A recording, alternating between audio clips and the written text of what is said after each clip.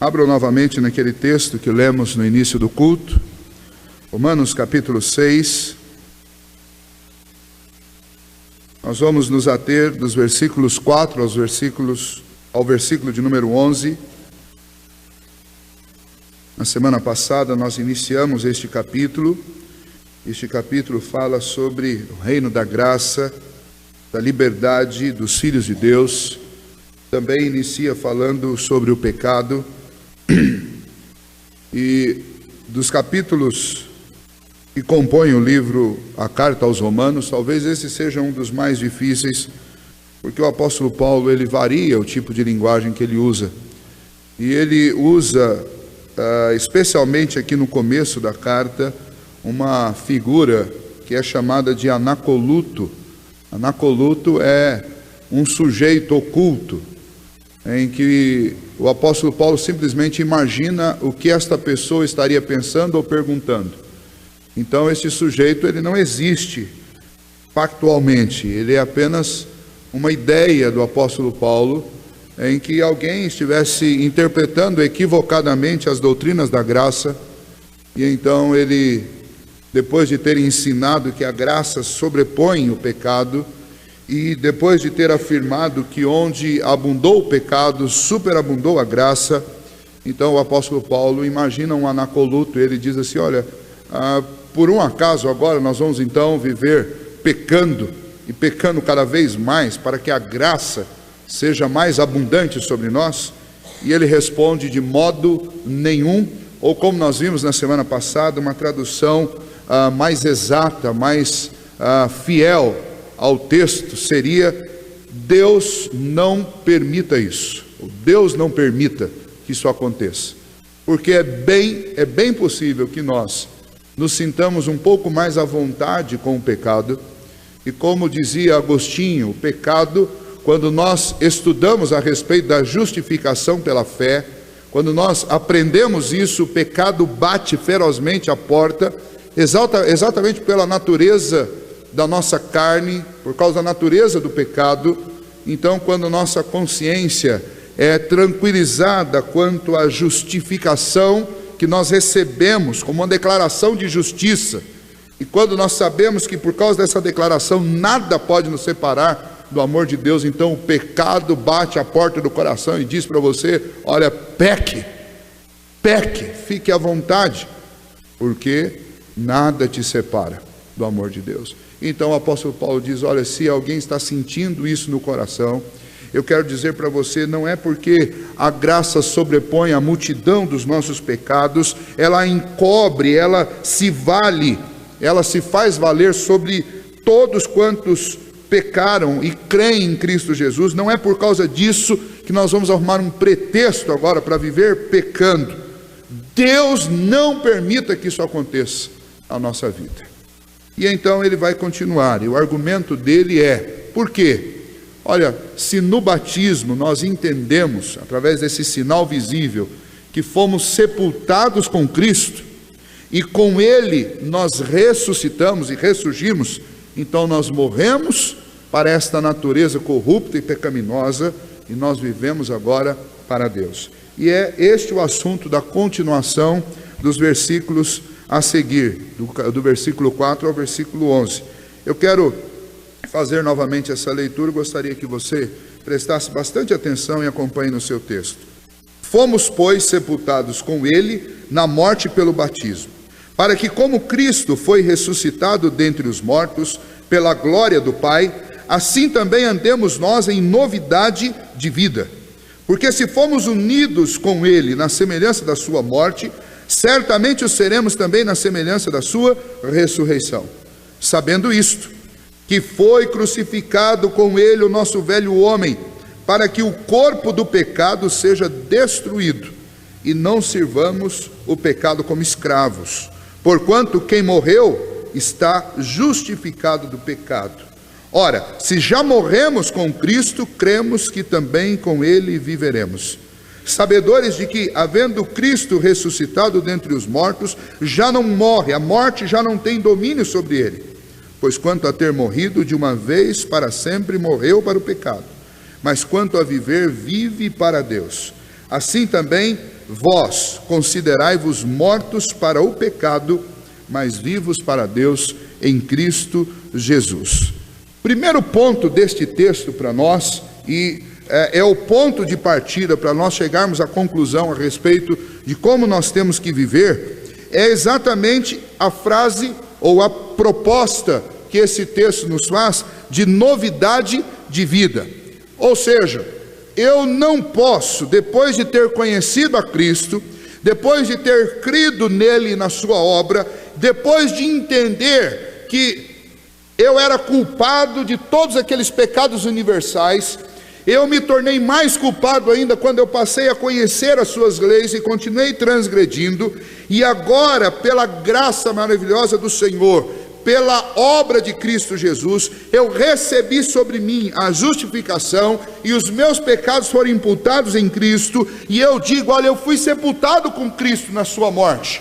Então, se isso é verdade, e se você crer nisso, você tem que continuar, e a continuação o apóstolo Paulo diz, se nós fomos sepultados com ele também nós ressurgimos. E ressurgimos para quê? Para uma nova vida, para viver em novidade de vida. Então, nós gostamos muito da primeira parte. Nós gostamos de falar assim, olha, todas as minhas culpas foram lançadas sobre Cristo.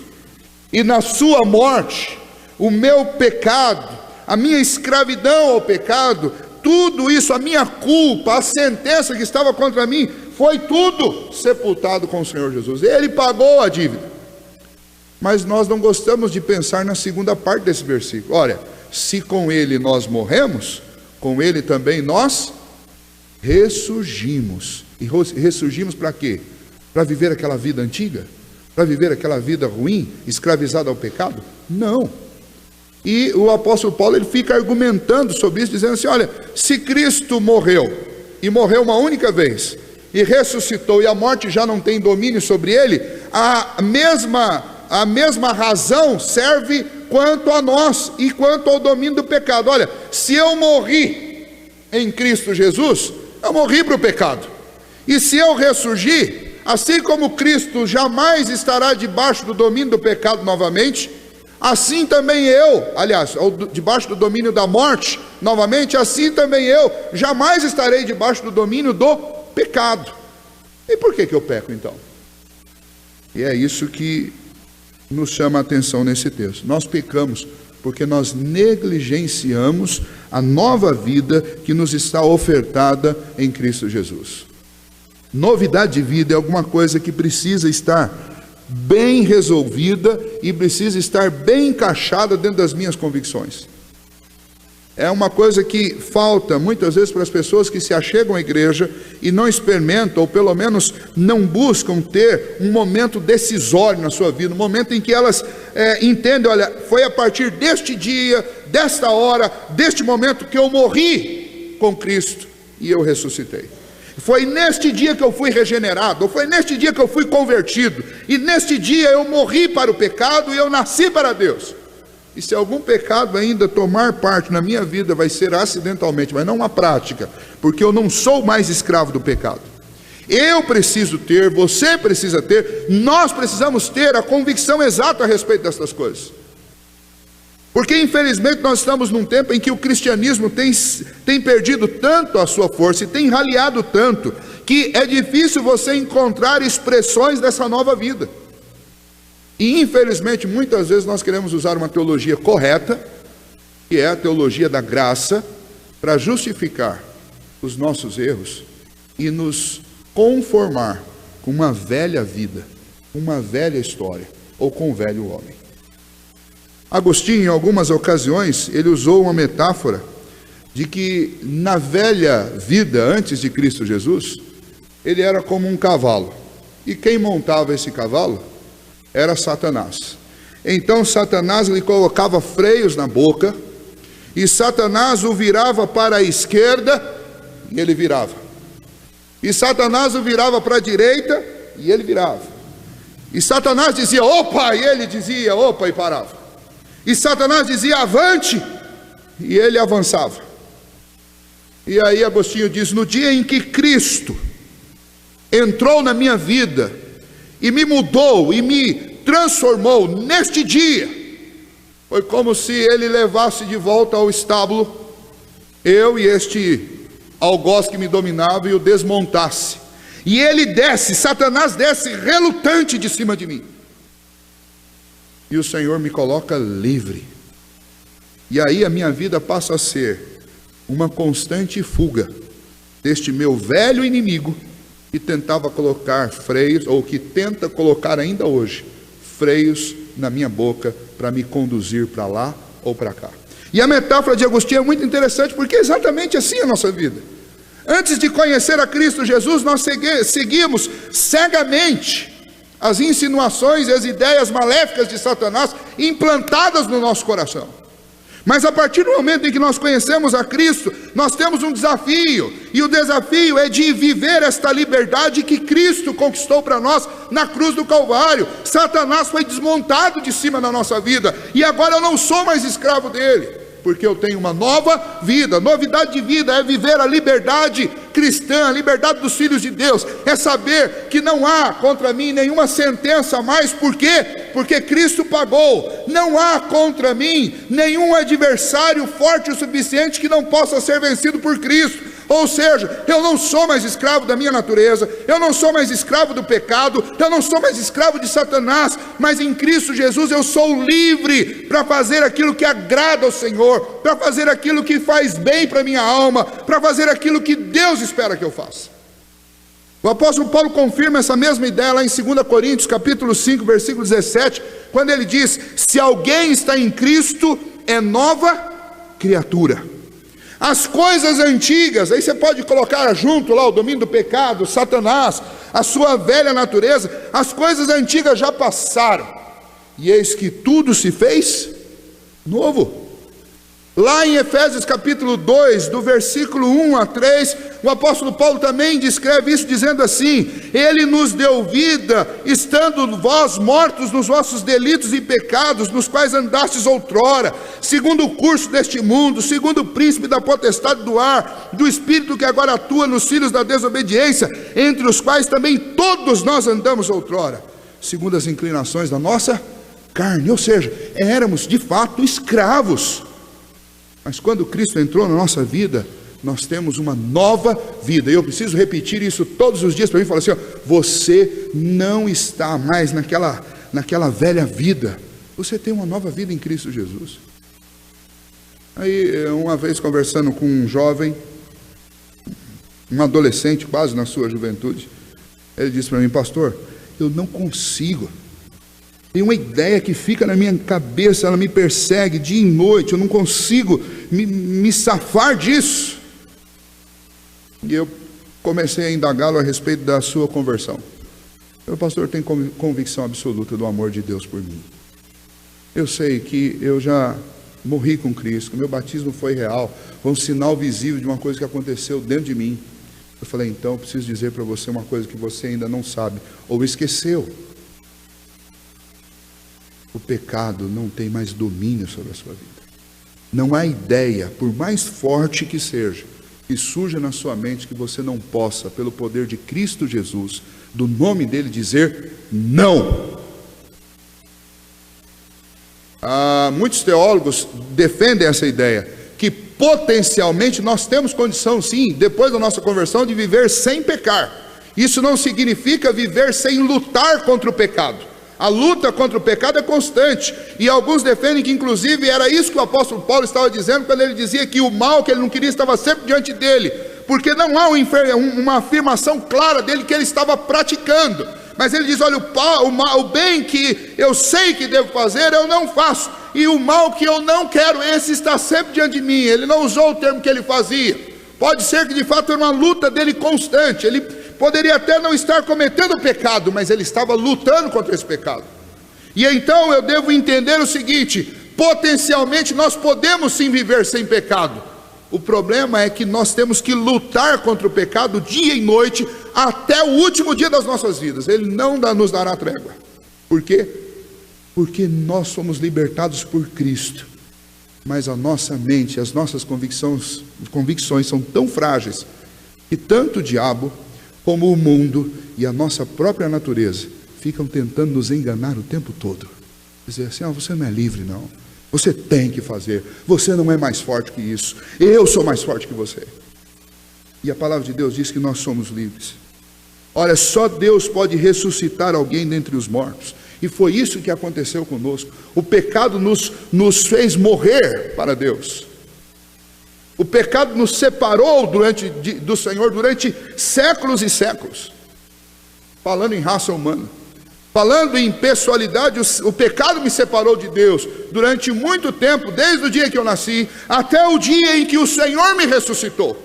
E se você está aqui nesta manhã e crê em Jesus Cristo, você deve lembrar que o pecado te colocou distante de Deus durante muitos anos, até o dia em que você o conheceu como Senhor e Salvador da sua vida. Mas neste dia você foi ressuscitado, porque com Cristo morreram todos os seus pecados. Ele levou sobre si as suas culpas para te livrar do domínio do pecado, mas Ele te ressuscitou. Somente Deus pode ressuscitar alguém dentre os mortos, tanto física como espiritualmente. Portanto, o que Romanos 6 está nos ensinando é que nós somos ressuscitados com Cristo. Nós tivemos uma nova gênesis, um novo começo para cada um de nós. Isso é nova vida, isso é novidade de vida. Eu não posso tirar isso da minha mente nem um segundo sequer, para que eu não ceda às insinuações de Satanás, que quer que eu continue pecando.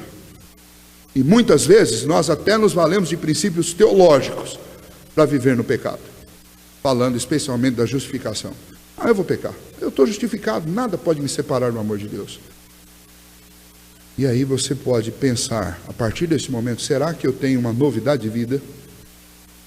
Um outro argumento que o apóstolo Paulo usa aqui é a união com Cristo. Se eu tenho nova vida, em segundo lugar, esta nova vida só é possível porque misticamente eu fui unido a Cristo Jesus. E como que é que ele mostra isso? Veja lá no versículo 4: fomos sepultados com Ele, juntos com Ele, na morte pelo batismo, para que com Cristo fosse, como Cristo foi ressuscitado dentre os mortos para a glória do Pai, assim também andemos nós em novidade de vida. Porque se fomos unidos com Ele na semelhança da sua morte, certamente o seremos também na semelhança da sua ressurreição. O apóstolo Paulo está dizendo assim, olha, uma união mística aconteceu e nós cremos nisso. Quando Cristo morreu na cruz do Calvário, Ele se uniu a mim, levando sobre si os meus pecados. Eles foram todos imputados a Cristo porque eu fui unido. Ora, se eu fui unido com Cristo e se Ele se associou a mim para pagar a minha dívida na sua morte, na sua ressurreição, eu fui unido com Ele também.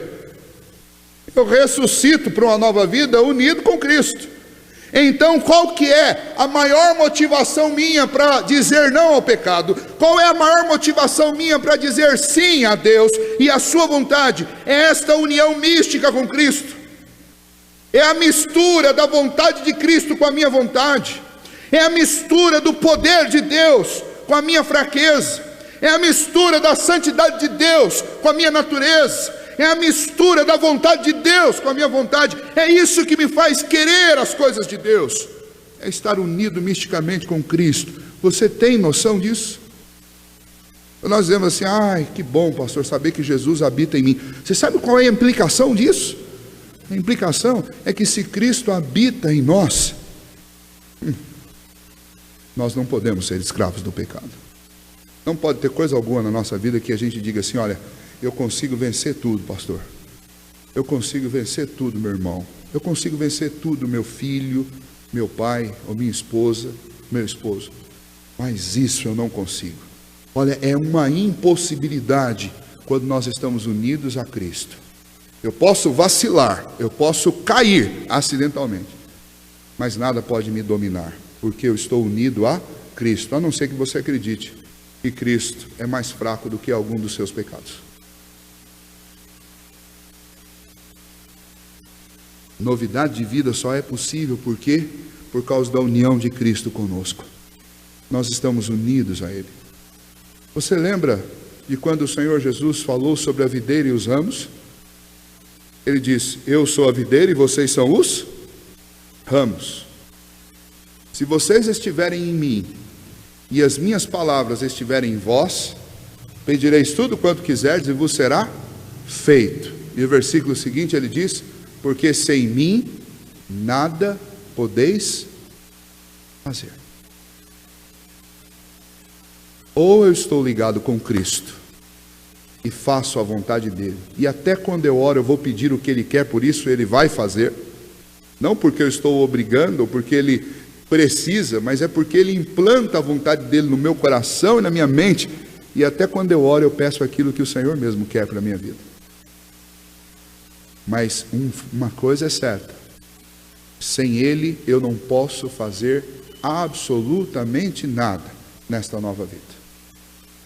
Então eu preciso me valer desta união mística com Cristo, que é a mesma que aconteceu no dia em que ele, sendo sepultado, levou com ele os meus pecados e as minhas culpas. Assim também, quando ele ressurgiu, ele trouxe para mim a sua vida, e com ele nós ressuscitamos para viver em novidade de vida.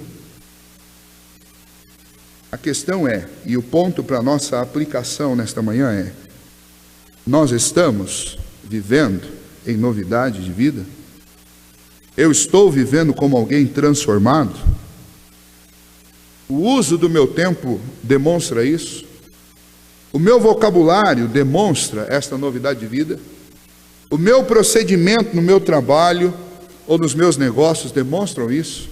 O meu procedimento na família da fé demonstra isso?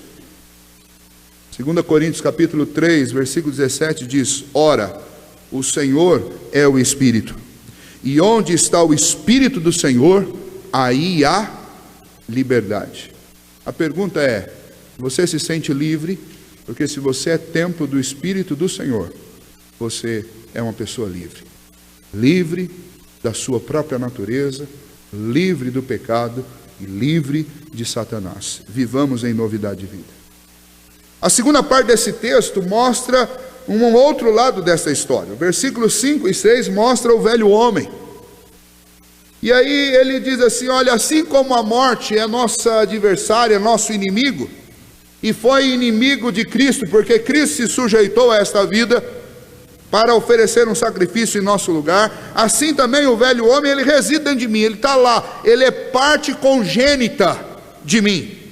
É o versículo 5 e 6, ele diz: porque se fomos unidos com ele na semelhança da sua morte, certamente o seremos também na semelhança da sua ressurreição, sabendo isso, que foi crucificado com ele o nosso velho homem, para que o corpo do pecado seja destruído. A frase para nós e o ponto-chave para falar de velho homem é estas duas palavras que o apóstolo Paulo usa, e é muito difícil. A maioria dos comentaristas, eles não têm uma decisão em relação ao que isso significa, o corpo do pecado.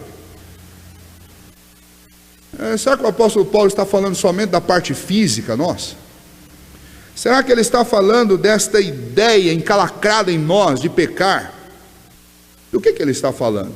Ou será que ele está falando de toda a nossa vida antes de conhecer a Cristo?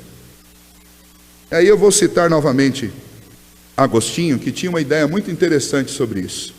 Nos tempos bíblicos, e especialmente no primeiro e no segundo século, uma das maneiras que as pessoas tinham para castigar alguém que cometesse um crime de assassinato, isso era alguma coisa muito terrível. Imagino, se alguém tentasse fazer algo desse tipo hoje em dia, seria muito estranho.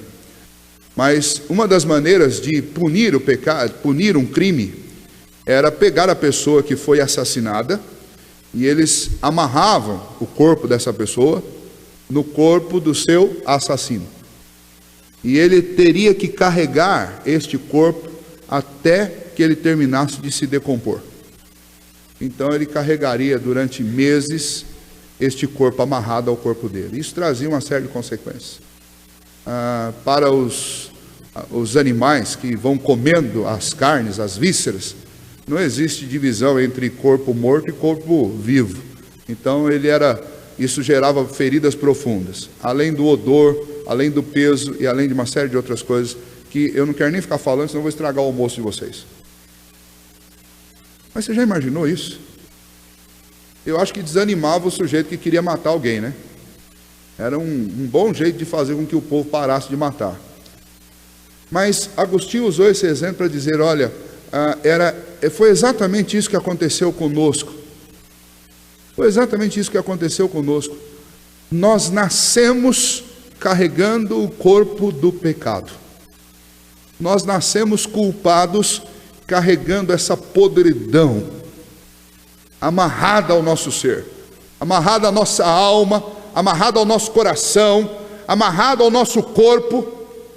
E ele vai usar alguns exemplos disso, quando ele cita, por exemplo, Davi. Ele diz, olha, enquanto eu calei os meus pecados, envelheceram os meus ossos pelo meu constante gemido todo dia. Ele diz assim, pesa, pecar pesa, cada pecado que eu cometo é como um corpo em decomposição amarrado às minhas costas, e eu tenho que sair carregando isso. E isso não só apodrece a si mesmo, como me apodrece. Então Agostinho dizia, acredito que quando Paulo estava falando sobre corpo do pecado, ele estava dizendo sobre estas imundícies todas, que são resultado de todos os erros que nós cometemos. Todo esse peso, todo esse corpo morto em decomposição está sobre as costas de um incrédulo. E no dia em que ele crê em Jesus Cristo, há uma transferência desse corpo do pecado para Cristo, e Cristo, pela sua morte na cruz do Calvário, ele enterra esse corpo, e então ele me deixa livre do corpo do pecado, ou do resultado de todas as obras pecaminosas que eu cometi. Você já imaginou que alívio deveria ser para um assassino desses, e depois de meses de carregar aquele corpo morto e podre nas costas, alguém chegava lá e falava assim, você já pagou sua pena, eu vou tirar isso de você. Consegue imaginar talvez a sensação dessa pessoa depois disso? Pois essa é a sensação nossa, depois de nos livrarmos do corpo do pecado. Aí então vem a conclusão. Ora, se o velho homem é isso, é este homem escravizado, é este homem amarrado a essa coisa podre, porque é então que eu vou querer viver novamente segundo este velho homem. Este é o ponto para nós. Pois, versículo 10, quanto a ter morrido de uma vez para sempre, morreu para o pecado, mas quanto a viver, vive para Deus. Assim também vós, considerai-vos mortos para o pecado, mas vivos para Deus em Cristo Jesus. Ou seja, larga esse velho homem, deixa ele lá, porque ele só trouxe problema. Se você voltar lá no versículo 6 de novo, eu quero ler, sabendo isso, que foi crucificado com ele nosso velho homem, para que o corpo do pecado seja destruído, e não sirvamos mais ao pecado como escravos. Ou seja, você não tem que carregar mais essa carne podre, como o exemplo que Agostinho deu. Nós estamos livres desta sentença, desse corpo do pecado. O velho homem reside dentro de nós. E se eu não cuidar da minha vida, e se eu não viver esta liberdade dos filhos de Deus, se eu não dizer para o meu próprio coração todos os dias que eu tenho uma nova vida, porque eu estou unido a Cristo, e Cristo me proporciona essa nova vida, este velho homem, com toda a sua carniça, com toda a sua podridão, e com todo o seu peso, ele vai querer tomar conta de você de qualquer jeito. Então a aplicação para mim e para a sua vida é, se você conhece, se eu conheço, o quão triste é, ou quão triste foi, viver segundo a direção deste velho homem, eu devo valorizar a nova vida que eu tenho em Deus, através de Cristo Jesus, e fazer de tudo, lutar com todas as minhas forças, para resistir e viver esta liberdade dos filhos de Deus. O último versículo, versículo 14 lá, não é o texto em questão aqui, porque eu não vou usá-lo nesse momento, mas ele serve para ilustrar isso, porque o pecado não terá domínio sobre vós, pois não estáis debaixo da lei, e sim debaixo da graça. Ou seja, este velho homem, com suas paixões, com seus vícios, com seus defeitos e com a sua inimizade contra Deus, não domina mais você. Ah, pastor, é o velho. De vez em quando a gente comete, eu acredito que até eu já devo ter falado isso muitas vezes, não que eu seja melhor que vocês, mas eu estou dizendo, por causa de ter conhecimento dessas verdades, e ainda assim a gente faz. Muitas vezes eu já usei esse termo, e eu acredito que vocês já usaram também. Ah, é o velho homem. Olha o velho homem aparecendo. Quando a gente faz alguma coisa errada, e a gente já quer achar uma desculpa, e a gente consegue culpar todo mundo, inclusive a gente culpa a gente mesmo sem perceber. Aí vai, foi o velho homem. Perdão que foi o velho homem. Às vezes você quer pedir perdão para alguém, olha, me perdoa, foi a carne. E aí existe ainda hoje até a figura do crente carnal, né? Crente carnal é crente, ó, já é salvo, mas ainda vive na carnalidade. Isso é fato, irmãos, infelizmente. É fato que nós muitas vezes deixamos este velho homem tomar conta de nós, como se nós não fôssemos livres. Se você ler, por exemplo, a carta aos Gálatas é, em suma, isso. O apóstolo Paulo escreve aos Gálatas para dizer assim, olha, não percam, não se submetam novamente ao jugo do pecado, vocês foram livres, olha, não abram mão da liberdade que Cristo comprou para os filhos de Deus, você não pode se submeter de novo debaixo do jugo. E é isso que a gente faz quando a gente simplesmente esquece que nós somos livres, que nós temos uma nova vida, que Cristo está unido conosco e Ele nos condiciona a viver esta nova vida.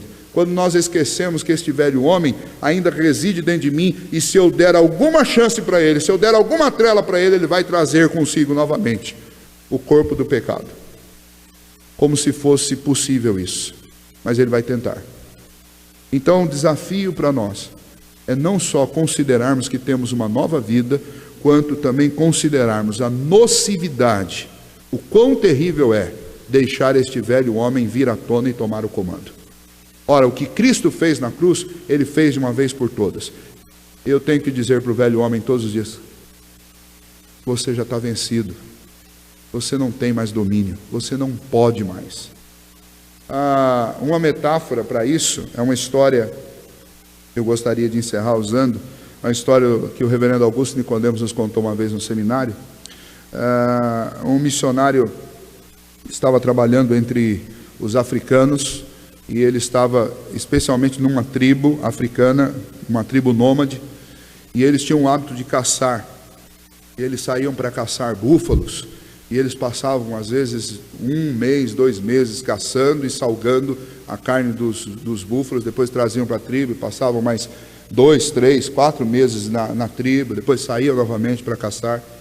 E nesta tribo alguns já tinham sido evangelizados, e ele disse que um dos guerreiros da tribo um dia chegou para ele e falou, olha, eu tive um sonho estranho.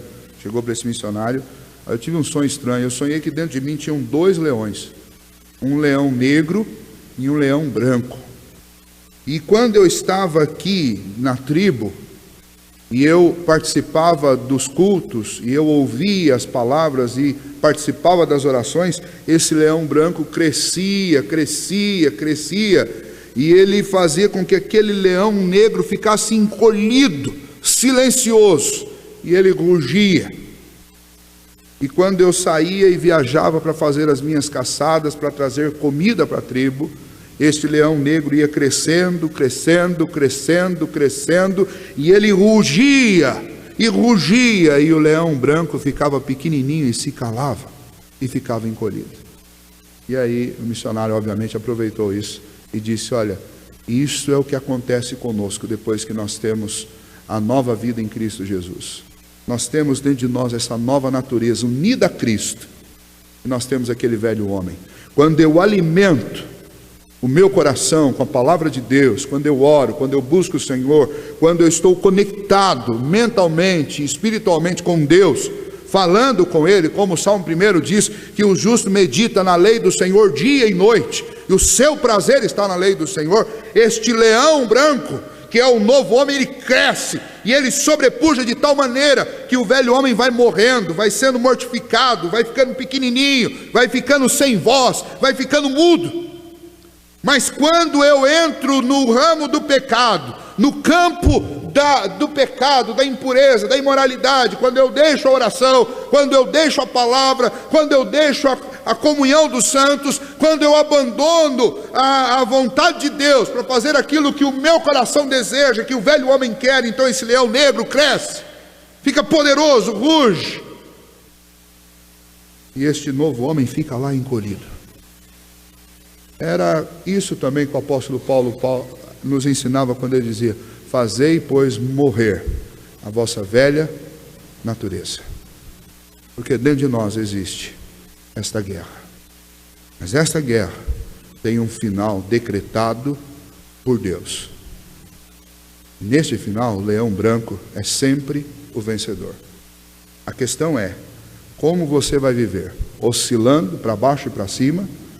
Como você vai viver? Cambaleando por aí? Como nós viveremos? Viveremos livres para Deus ou tentaremos subverter esta liberdade para conceder espaço para o velho homem com as suas podridões? Pense nisso. Esse é o desafio desse texto para nós.